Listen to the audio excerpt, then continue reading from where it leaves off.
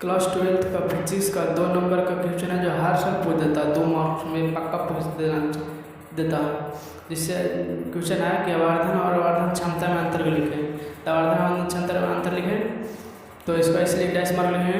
आवर्धन और आवर्धन क्षमता में अंतर निम्नलिखित है। फिर यहाँ पर लिखेंगे आवर्धन एक साइड लिख देंगे, एक साइड आवर्धन क्षमता लिख देंगे। फिर ऊपर चलिए कि आवर्धन पहले हम लिखेंगे आवर्धन का मान H2 बटा H1 के बराबर होता है। आवर्धन क्षमता का मान बीटा प्लस अल्फा के बराबर होता है। फिर दूसरा पॉइंट में आवर्धन में प्रतिबिंब बढ़ने से बढ़ता, आवर्धन में प्रतिबिंब बढ़ने से बढ़ता और उससे उधर लिखेंगे कि आवर्धन क्षमता में प्रतिबिंब बढ़ाने से घटता। वो इधर आवर्धन में प्रतिबिंब बढ़ाने से बढ़ता, आवर्धन क्षमता में प्रतिबिंब बढ़ाने से बढ़ता। आवर्धन क्षमता में इधर आवर्धन में प्रतिबिंब बढ़ाने से बढ़ता है, आवर्धन क्षमता में प्रतिबिंब बढ़ाने से घटता।